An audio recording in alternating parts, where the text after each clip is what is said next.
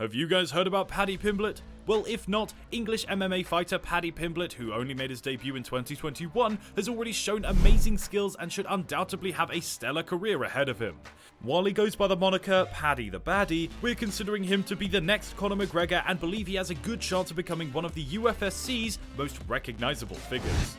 Welcome back to Athletic Primestars, the one-stop channel where you can get the most recent sport updates. In today's video, we'll be covering the 10 things that you probably didn't know about Paddy The Baddy Pimblett.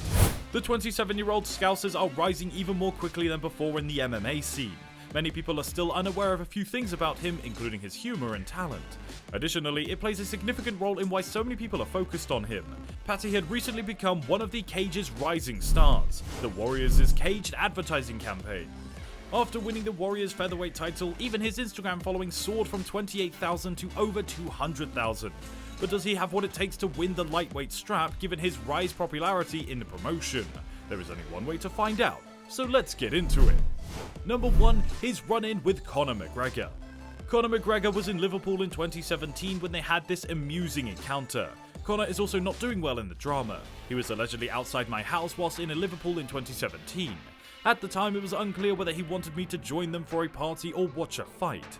Anyway, this whole thing started because of this picture, in which McGregor vowed to contribute $10,000 to an autism charity if Paddy couldn't beat him in the next 5 years, but the verbal jabs went even further.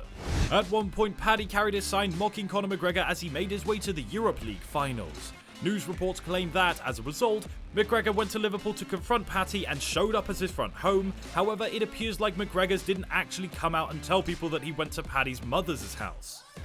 Although he had previously denied it in interviews, he later admitted it on Twitter after Paddy had released the information. Number 2, vomiting blood. Paddy was causing a stir in the Cage Warriors' combat promotion.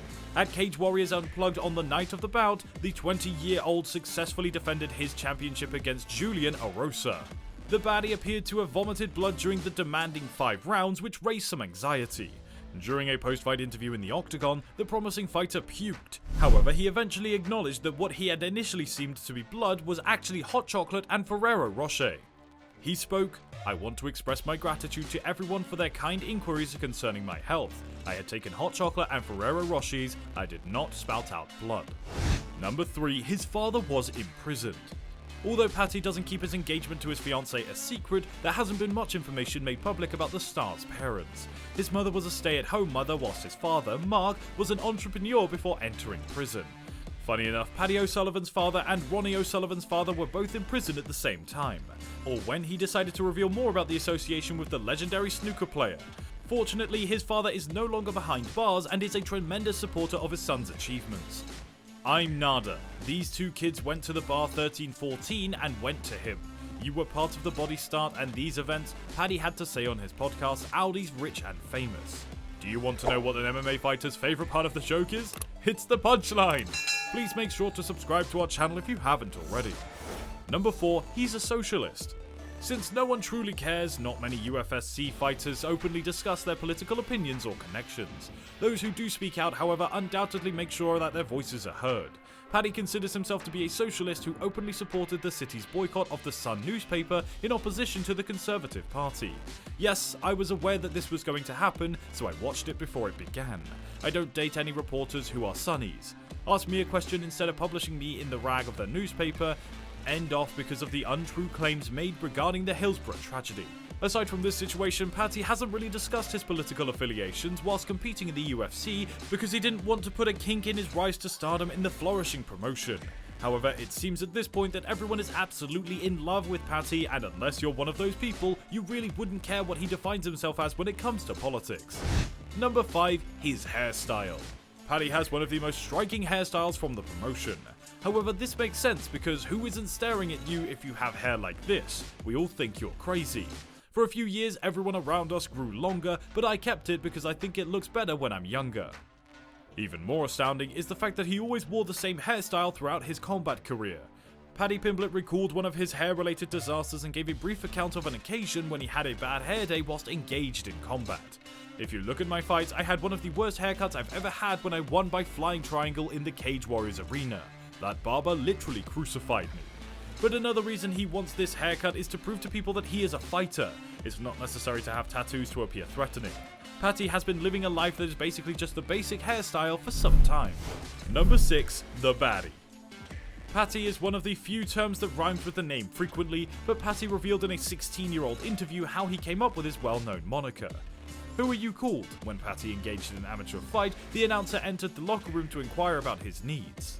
"I told you to come over when the announcer entered the box and said his fighter's name. This was one of the nicest things to say. I'm just pulling ones, I need a body."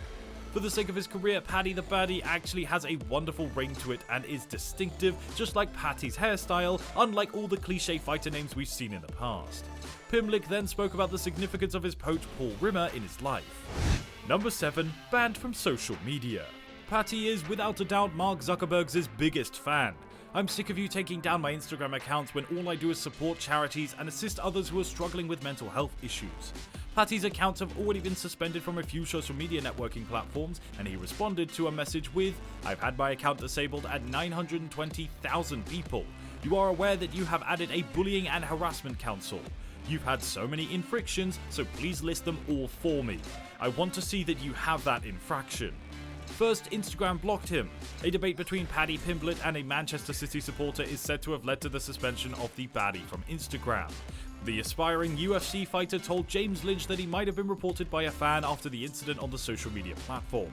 That last one was for the little baby Lee, but his account was already being reinstated. Someone said something awful about him. "He's got brain tumor cancer, some absolutely disgusting piece of shit." So I told them they were a piece of shit, and the following day my account was shut down. And at number 8, signing with Barstool.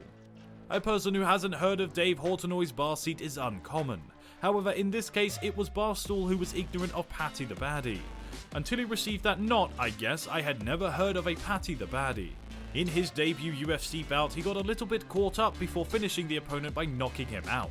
After he defeated Luigi in his UFC debut, we were not allowed to check into the hotel. During the UFC Fight Night London press conference, Pimblett was questioned about the historic deal. He expressed his happiness with the contract and remarked that it was unusual for a fighter at his stage of the game to have a deal of this size.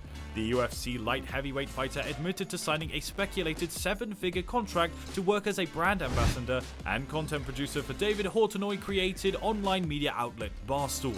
Sports Cage Warriors manager and leader Graham Boyland revealed his client Pimblett. In a post on his own Instagram account, he confirmed that he had, in fact, accepted a contract to work as a brand ambassador and content producer for Barstool Sports. And that is all for today. Share your thoughts and responses in the comment section below. Also refer to other videos on our channel, and don't forget to smash that like and subscribe buttons if you like the video. Thank you once again for joining us, and we'll be back soon with even more incredible content. But until then, goodbye!